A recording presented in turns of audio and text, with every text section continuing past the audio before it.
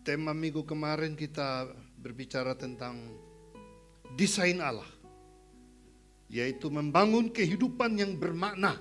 Dan itu memang rencana Tuhan yang harus kita pahami. Setiap kita pasti sudah punya rencana ya. Saya tidak tahu apakah di tahun 2024 ini masing-masing memperjelas rencana apa, yang belum menikahlah, yang mau punya rumah tulislah, apalagi semua dicatat, anak saya harus begini, semua rencanakan. Nah, rencana-rencana kita belum tentu terrealisir, bukan? Puji Tuhan bisa terrealisir, tetapi ada juga yang tidak terrealisir, tidak bisa diwujudkan. Mungkin karena rencana kita terlalu idealis begitu, tidak sesuai dengan situasi dan kondisi. Tetapi saudara-saudara, rencana Allah tidak pernah gagal. Dan itu pengakuan daripada Ayub. Dia katakan bahwa aku tahu bahwa rencanamu tidak ada yang gagal. Jadi rencana kita boleh gagal, tapi rencana Allah tidak pernah gagal. Nah, karena itu saudara-saudara, Allah ingin mendesain kita berdasarkan rencananya, yaitu membangun kehidupan kita bermakna selama kita ada di dunia ini. Nah, ini perlu kita pelajari, dan saya tidak tahu Tuhan berbicara kepada saya di awal tahun ini, sudah 2 minggu ini kita merenungkan bagian ini. Pertanyaannya bagi kita saudara-saudara, slide berikut. Yang menjadi pertanyaannya bahwa apa tujuan desain Allah bagi kehidupan kita. Kalau Allah sudah mendesain kita supaya hidup kita dibangun dengan kehidupan yang bermakna. Nah, setelah saya mempelajari firman Tuhan dari perjanjian baru khususnya saudara-saudara, dalam perjanjian baru mengajarkan kepada kita itu ada 5 tujuan yang harus kita alami ya, agar kita dapat memiliki kehidupan yang bermakna ini. Ada 5 tujuan. Jadi bersabarlah, semua ikut buka Alkitab supaya firman Tuhan mengisi pikiran dan hati kita. Nah, yang pertama saudara-saudara, tujuan yang pertama Allah mendesain kita untuk memiliki kehidupan bermakna itu. Yang pertama, untuk kesukaan Allah secara pribadi. Jadi Allah mendesain untuk kesukaan Dia, untuk kemuliaan Dia, melalui hubungan yang baru, yaitu kita menyukakan hati Tuhan. Saudara, dalam sejarah kemanusiaan, bahwa semua orang tidak lagi menyenangkan hati Tuhan ketika dosa sudah masuk ke dalam dunia. Tidak ada orang yang bisa memuliakan Allah, karena kemuliaan Allah pada kita pun telah hilang. Semua orang telah berbuat dosa dan telah kehilangan kemuliaan Allah. Jadi kita tidak mungkin bisa memuliakan Allah lagi. Karena itu saudara-saudara, inilah rencana Allah yang baru bagi kita, yaitu Dia ingin supaya kita menyukakan hati Allah. Apa yang kita lakukan? Ingin menyukakan hati kita. Bapak Ibu, kalau lapar itu sebuah kebutuhan ya. Kalau lapar, ya, bagi yang belum sempat sarapan pagi, Pak Pendeta khotbah jangan lama-lama, ini ada bunyi keroncong-keroncong musik kecil. Tapi saat kita diberi makan saudara, itu menyukakan siapa? Waktu kita ambil makan dan kita menikmatinya, itu kesukaan siapa? Diri kita, bukan? Dan setelah kita makan, kita minum, kita puas. Wah, tubuh saya segar kembali ya, menyenangkan. Apa yang kita lakukan dengan makan untuk menyukakan hati kita? Apa yang kita lakukan dengan keuangan? Juga kita bisa gunakan uang kita untuk jalan-jalan, shopping-shopping, wah santai-santai, apa saja kita beli. Menyukakan siapa? Ya, untuk menyukakan hati kita. Semua yang kita miliki kita ingin supaya menyukakan hati kita. Betul Bapak Ibu? Atau Bapak Ibu sudah tidak suka punya rumah? Beritahu saya ambil. Tidak suka punya mobil lagi, sepeda motor lagi. Apa yang tidak suka lagi? Kecuali kalau barang-barang bekas Tapi banyak orang juga suka barang bekas loh. Ada banyak orang kaya karena barang bekas juga kan. Jual-jual barang bekas. Sesuatu menyenangkan hati kita. Nah, dari hal apa saja kita ingin menyenangkan hati kita. Demikian juga Allah. Allah ingin menyenangkan hati Dia. Yaitu dengan kita didesain kembali. Kita diciptakan kembali untuk menyenangkan hati Tuhan. Teksnya ada bagi kita di dalam 2 Korintus 5 ayat yang ke-17, saudara-saudara. 2 Korintus 5 ayat yang ke-17. Inilah rencana Tuhan bagi kita yang harus kita pahami, yang juga harus kita alami ya. 2 Korintus 5 ayat yang ke-17. 2 Korintus 5 ayat ke-17, 23. Jadi siapa yang ada di dalam Kristus, ia adalah ciptaan baru. Yang lama sudah berlalu, sesungguhnya yang baru sudah datang. Ini sebuah penegasan. Ini ditulis oleh Rasul Paulus kepada jemaat di Korintus. Bahwa orang-orang yang sudah ada di dalam Kristus, yang sudah bertobat, yang sudah percaya, yang sudah menerima Dia, mereka ini didesain kembali. Ciptaan yang baru. Produk yang lama sudah rusak karena dosa, sudah hancur. Sekarang Tuhan datang untuk mau membaharui kehidupan kita. Kita sudah rayakan hari kelahirannya. Datanglah Yesus Kristus juru selamat, terang yang hidup dan lain-lain. Terang yang ajaib. Untuk apa? Hanya untuk memperbaharui setiap kita, saudara-saudara. Jadi sungguh sayang, teramat sayang kalau saudara mengaku kenal Tuhan Yesus. Saudara mengaku percaya kepada Tuhan Yesus, tapi tidak mengalami yang namanya desain yang baru atau ciptaan yang baru. Nah, Paulus menyatakan pernyataan ini setelah dia sudah mengalaminya. Ya, saudara, kita lihat dalam Alkitab beberapa pribadi ya yang mengalami desain yang baru. Sakeus, ya, orang kaya raya, tetapi hidupnya di luar Tuhan. Dan dia mengalami ciptaan baru. Sakeus waktu mengalami ciptaan baru, bagaimana? Dia baharui sikapnya di dunia kerjanya. Berubah kan? Saudara, di dunia kerja dia berubah. Kalau tadinya cara dia bekerja dengan motivasi yang salah, memeras orang, merugikan orang. Sekarang dengan ciptaan baru dalam Kristus, dia bilang apa? Aku akan jujur, aku merugikan orang, aku akan mengembalikan dan lain-lain. Sakeus menjadi baru. Perempuan Samaria, seorang wanita yang secara moral, tingkat moral yang sangat rendah. Satu kota tahu ini suatu wanita Samaria. Di dalam Kristus menjadi ciptaan yang baru. Dan akhirnya apa? Pemberitaannya, satu kota Samaria juga bertaubat. Ada Nikodemus, seorang ahli Taurat, seorang yang pandai luar biasa, yang secara logika tidak mau percaya kepada Tuhan. Dan Tuhan mengatakan, hai Nikodemus, engkau harus dilahirkan kembali, menjadi ciptaan yang baru.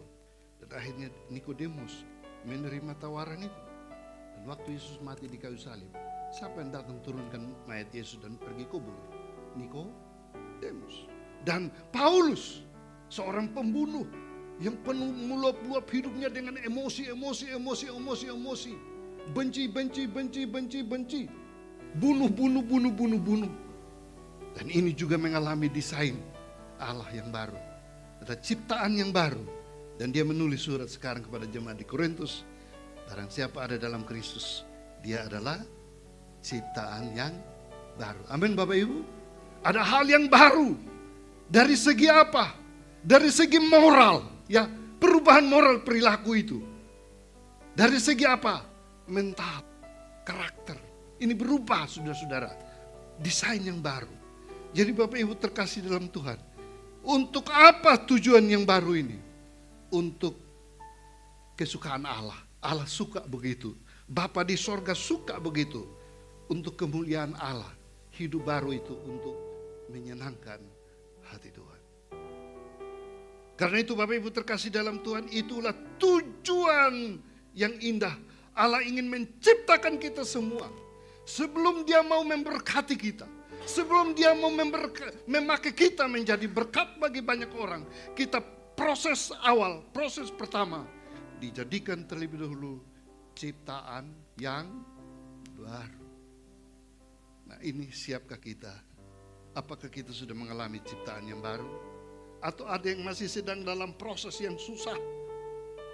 Sudah ciptaan baru lama rusak lagi, ulang lagi, produk terus menerus.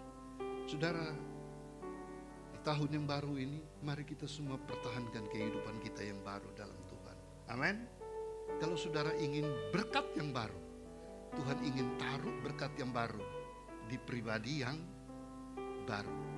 Kalau karakter kita, kepribadian kita belum dirubah dan diberkati, bahaya. Bahaya. Kenapa bahaya? Lihatlah anak yang terhilang. Kenapa dia terhilang? Karena karakter dia yang salah.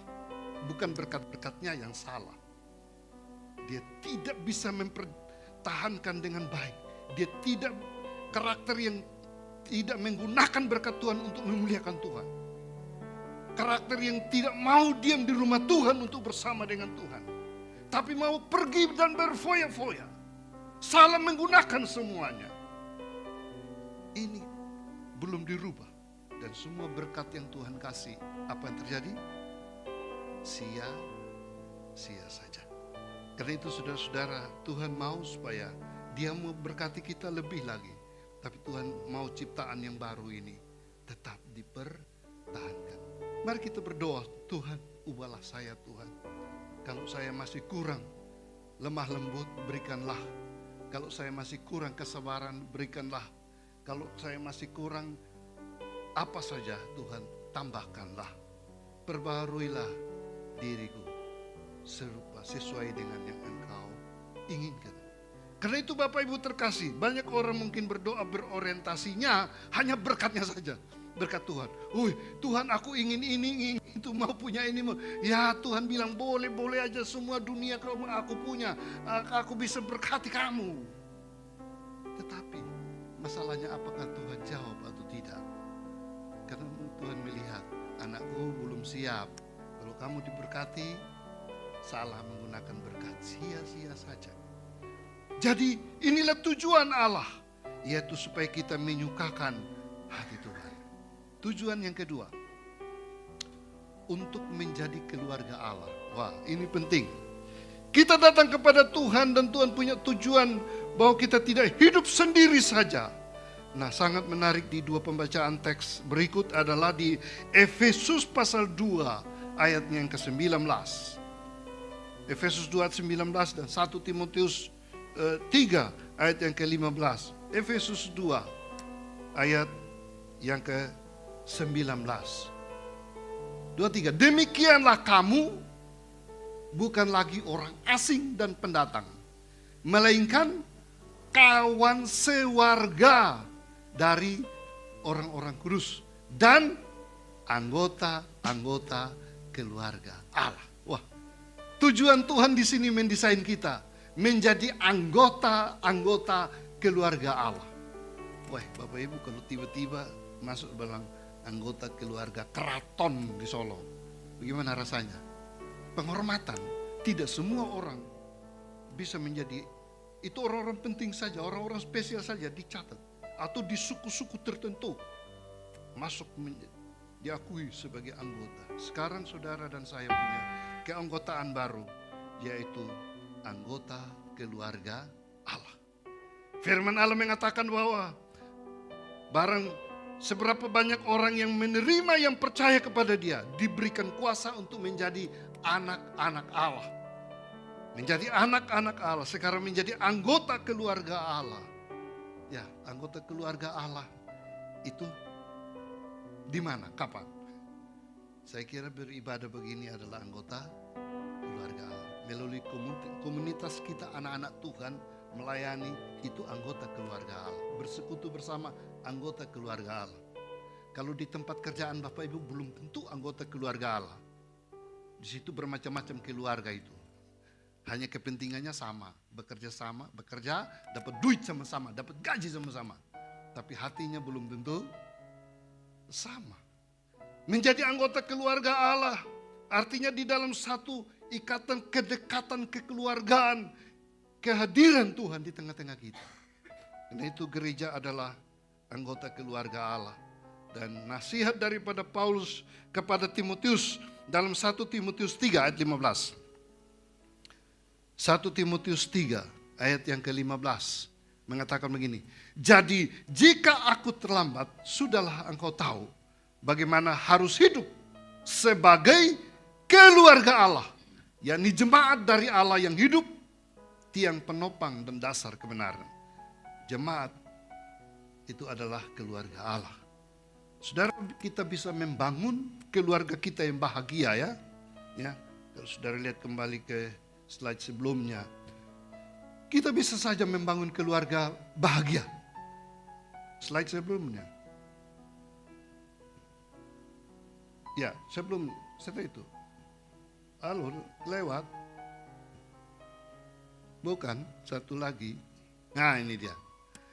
Kita bisa membangun keluarga bahagia. Ya, saya lihat ada yang suka jalan-jalan, bawa anak, bawa cucu, bawa keluarga. Semuanya, wah kelihatan senang, makan bersama, sukacita bersama, semua bersama. Kelihatannya memang bahagia. Dan memang itu kita sebagai makhluk sosial harus menciptakan hubungan dalam keluarga yang bahagia. Tetapi, belum tentu kita adalah anggota dari keluarga Allah. Kita hanya ada anggota keluarga PAH. Keluarga saya PAH. Kami ada grup PAH. PAH itu terlalu banyak. PAH itu apa artinya? Saya selidiki, aduh kok gak enak itu marga PAH itu. Artinya daging. Kemudian saya namanya salmon. Berarti daging ikan salmon lagi. Aduh tambah enak lagi. Jadi anggota keluarga. Ada keluarga dekat kita, rumpun keluarga kita, ada keluarga satu daerah kita, keluarga satu bangsa kita. Saudara, kita bisa membangun semua model-model keluarga apa saja di dunia ini. Bahagia, silakan saja. Tetapi Allah mendesain kita. Yang sangat penting adalah keluarga yang berfokus kepada Kristus sebagai keluarga Allah. Dan itu yang Tuhan mau. Sehingga gereja itu adalah tubuh Kristus.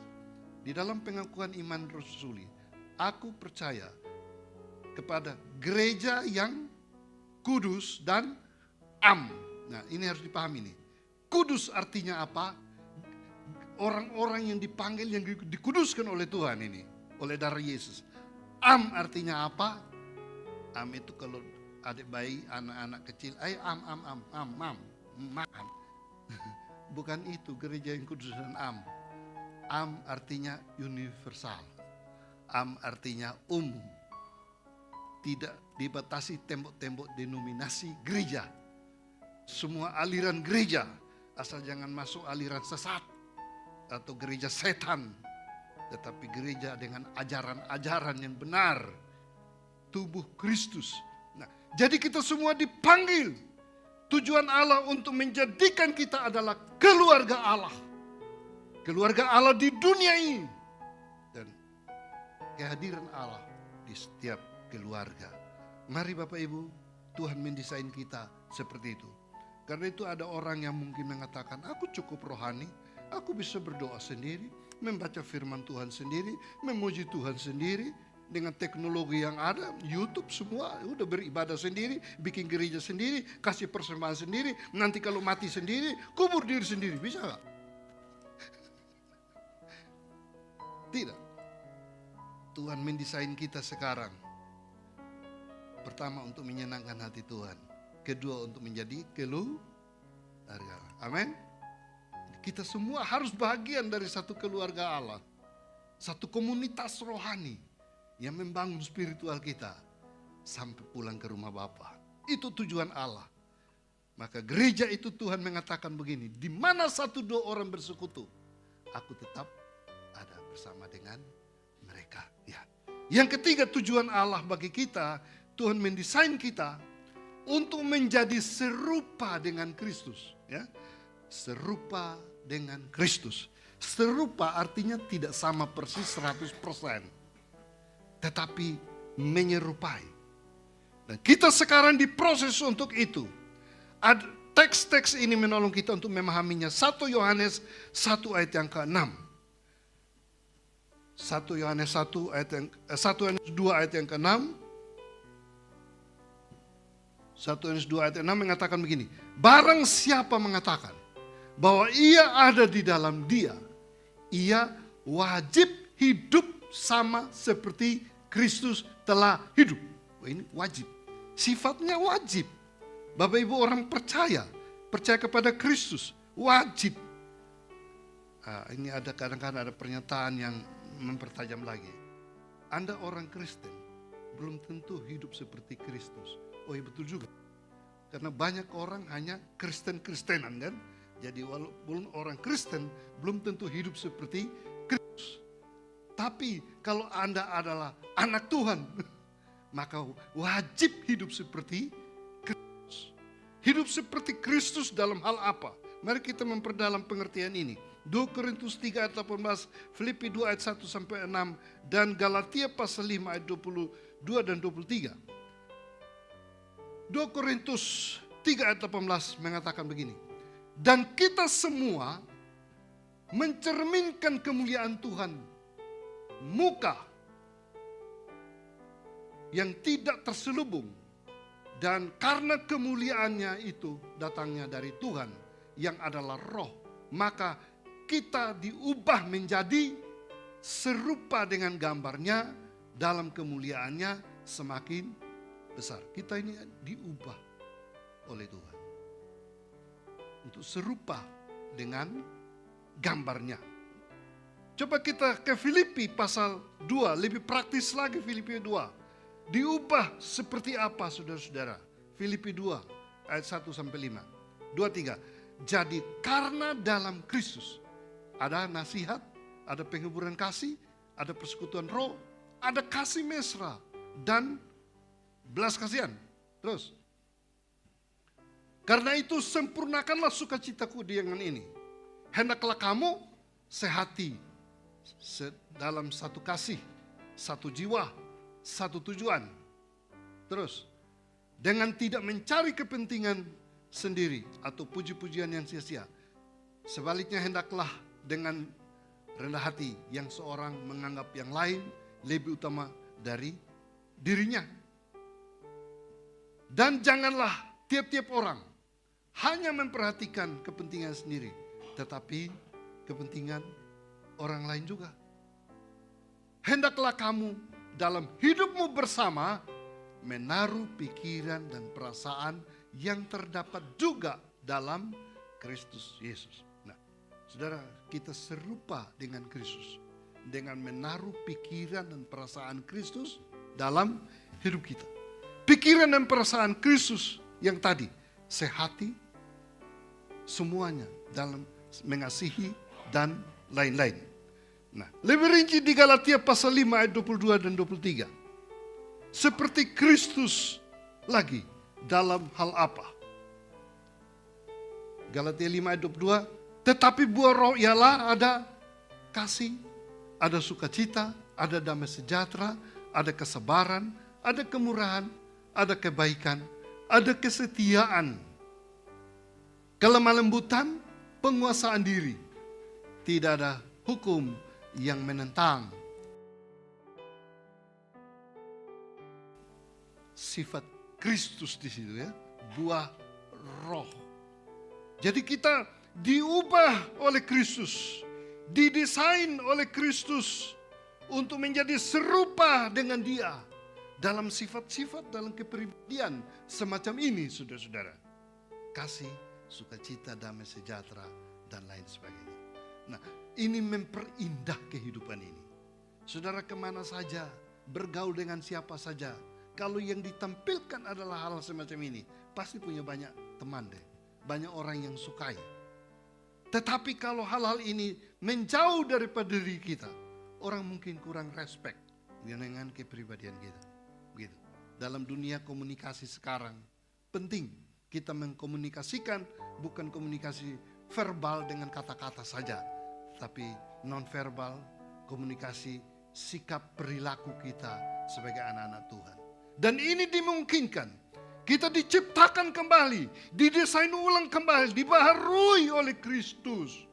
Supaya kehidupan kita produktif, hidup menjadi berkat selama ada di dunia ini. Amin Bapak Ibu. Kita rindukan hal-hal semacam ini. Dan baru dibalut luarnya dengan berkat jasmani, boleh gitu kan. Ada uang yang cukup, ada rumah yang nyaman, ya, ada berkat-berkat Tuhan, fasilitas lain-lain. Itu bagian apa? Kalau di kue donat itu namanya topping itu. Saudara mau rasa apa ini? Mau rasa durian? Saudara mau rasa apel, jeruk dan lain-lain kan? Meses, keju. Itu variasinya, itu segala berkat-berkat. Tetapi yang utama adalah karakter Kristus. Amin Bapak Ibu. Amin, haleluya. Ya, jadi Tuhan mendesain kita, memperindah kehidupan kita sedemikian. Berkat-berkat itu hanya varian aksesorisnya saja. Tetapi yang utamanya menjadi serupa dengan Kristus. Dan kita dibentuk dari hari lepas ke sehari. Wah, indah sekali Bapak Ibu. Ya, kita lanjut. Apa tujuan Allah bagi kita? Ya, sangat menarik Bapak Ibu. Kita diciptakan kembali dan untuk melayani untuk sebuah misi yang baru. Bapak Ibu, zaman sekarang zaman teknologi ya. Kalau di perjanjian lama mandat Tuhan begini, kuasailah bumi dan taklukkan. Jadi di Google itu ada gambar bumi di bawah, kakinya manusia berdiri di atas. Orang injak bumi karena kuasailah bumi dan taklukan itu. Terus datang di zaman teknologi terbalik. Dunia di ujung jari. Semua punya jari Bapak Ibu ya. Dengan satu jari ini saudara tinggal main dengan alat ini. Ini semua bisa terjadi. Transfer uang kapan saja, di mana saja. Komunikasi di mana saja. Nah, dunia ini saudara-saudara, kita ada di dalamnya. Dan mudah untuk berkomunikasi dengan dunia sekarang. Untuk melayani dunia. Jadi kalau perintah Tuhan, pergilah. Jadikan semua bangsa muridku. Zaman sekarang dengan kemajuan teknologi ini sudah tidak sulit lagi. Kita nggak perlu secara fisik pergi ke seluruh dunia. Kita di tempat tapi kita bisa pergi ke seluruh dunia. Ya, Bapak Ibu mau rekreasi. Kemana? Tinggal ketik aja di YouTube. Mau ke New Zealand. Wih, semua New Zealand keluar. Mau ke Israel. Wih, nggak usah ke Israel lagi. Saudara bisa ikuti, lihat saja sudah terjadi itu. Mau ke Eropa, semua mau ke Amerika. Saudara tinggal negara mana yang saudara mau kunjungi. Ketik aja di Google, semua sudah ada. Dan saudara tonton satu hari, bisa keliling seluruh negara-negara begitu kan. Sudah gampang kan, lihat visualnya saja. Apa bedanya lihat visual dengan datang ke situ? Saudara lihat visual, keluarkan di TV besar, layar besar. Oh begini, sama aja ada di sana kan. Tidak perlu biaya naik pesawat, tidak perlu bayar hotel. Saudara cukup dengan satu jari. Jadi saudara, kita bisa keliling dunia zaman sekarang dengan mudah dengan teknologi. Keliling dunia dengan doa. Keliling dunia dengan pelayanan-pelayanan kita. Wah, itu indah sekali. Jadi kita ditempatkan di dalam dunia. Untuk apa?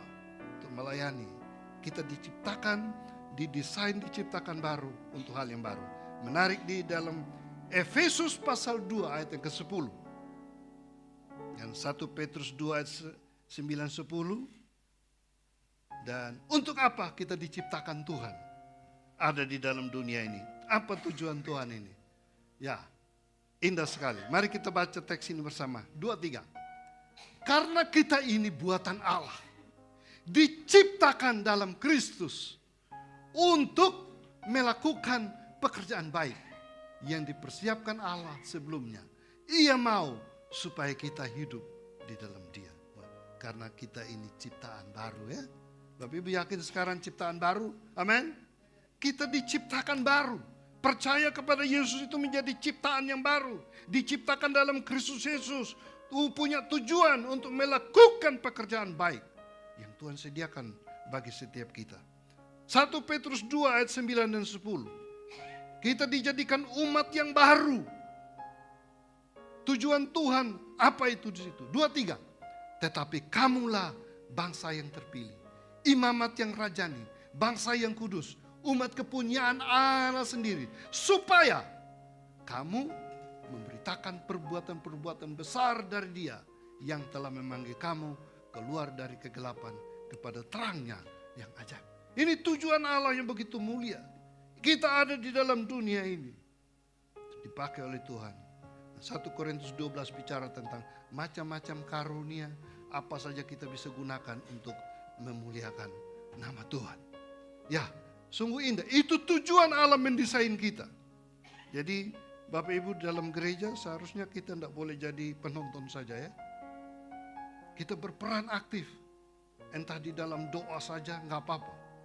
Toh kita melayani Tuhan. Amin. Melalui dana kita dukung. Melalui tenaga kita dukung. Apa saja semua kita bisa lakukan selama masih ada kesempatan. Yang terakhir Bapak Ibu. Apa tujuan Allah mendesain kita menjadi baru di dalam Kristus itu? Ya, untuk bersama Dia dalam kekekalan. Jangan lupa, ini sangat penting. Ini paling puncak. Yohanes pasal 14 ayat 1 sampai 3. Ini sebuah janji yang harus tetap kita pegang. Yohanes 14 ayat 1 sampai 3. 2, 3. Janganlah gelisah hatimu. Percayalah kepada Allah. Percayalah juga kepadaku. Di rumah Bapakku banyak tempat tinggal. Jika tidak demikian, tentu aku mengatakan kepadamu. Sebab aku pergi ke situ untuk menyediakan tempat bagimu. Ayat 3. Dan apabila aku telah pergi ke situ dan telah menyediakan tempat bagimu, aku akan datang kembali dan membawa kamu ke tempatku, supaya di tempat di mana aku berada, kamu pun. Desain Tuhan bagi kita. Endingnya, tujuan akhirnya, kita bersama dengan Dia di mana? Dalam kekekalan. Dunia ini rumah sementara. Kitanya hidup dan berkarya di sini. Tetapi pada akhirnya kita bersama dengan Dia di dalam kekekalan. Dan kita tidak tahu, saudara. Sekarang ini jangan pikir, itu untuk yang tua-tua sajalah. Siapa bilang? Saya berapa hari ini kaget lihat, ada yang usia 30 sudah pulang. Saya 30 sudah pulang. Lihat, lu 40 sudah pulang. Ini usia-usia masih produktif, saudara-saudara ya. Ada belasan tahun sudah pulang. Tuhan menciptakan kita untuk bersama dengan Dia dalam kekekalan. Rahasia, kita tidak tahu kapan. Tidak dibatasi usia. Mau tua, mau anak, mau tua, yang muda, kapan saja. Tuhan bilang selesai, selesai. Kadang menyakitkan ya, menyedihkan ya. Aduh, masih terlalu muda. Waduh, terlalu banyak potensi. Waduh, kita hanya waduh saja. Tapi kalau memang hanya sampai di situ rencana Tuhan, kenapa tidak? Tapi bersama dengan Dia dalam kekekalan, itulah tujuan yang paling mulia. Amin. Saudara dan saya harus bersyukur selama kita hidup untuk Tuhan. Selagi masih ada kesempatan, kita melayani Tuhan. Jadi hidup ini adalah kesempatan. Amin. Mari kita refleksikan ini dalam hidup kita. Ya, kita tahu apa tujuan Tuhan bagi kita. Dia mendesain kita ulang, mendesain kita kembali. Kita ada bukan untuk suka-suka kita. Kita ada untuk menjadi keluarga Allah. Kita ada menjadi serupa dengan Dia. Kita ada untuk sebuah misi Allah di dunia yang belum berakhir. Kita ada dipersiapkan menuju kekekalan. Katakan di hadapan Tuhan, ku ada karena anugerah-Mu.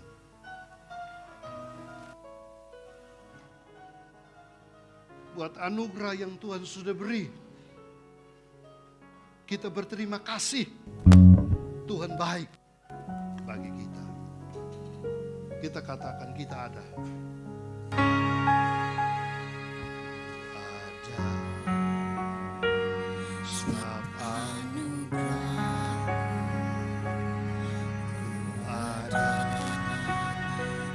Karena kasih.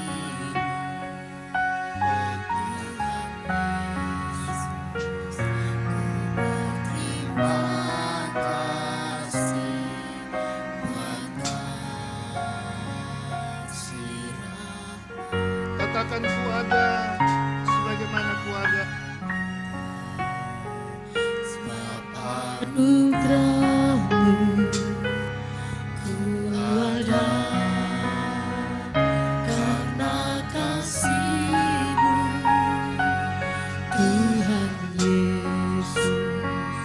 Ku berterima kasih buat terima kasih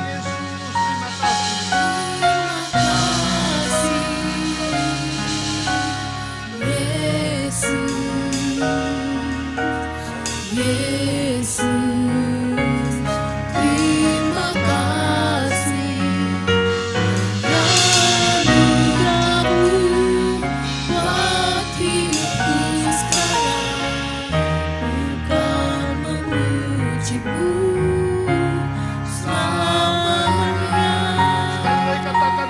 Sebagaimana ku ada karena anugerah Tuhan.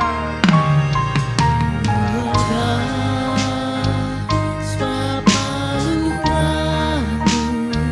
ada karena kasih Tuhan. Terima kasih Tuhan Yesus.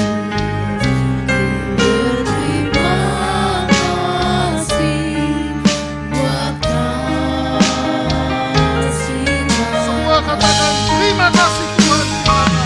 Terima kasih Yesus, Yesus.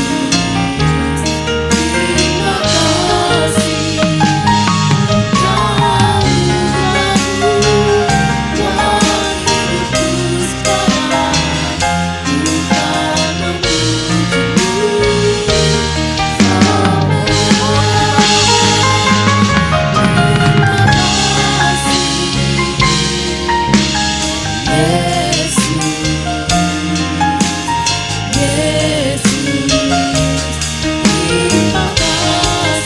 anugerahmu buat hidupku sekarang. Ku kan memuji-Mu.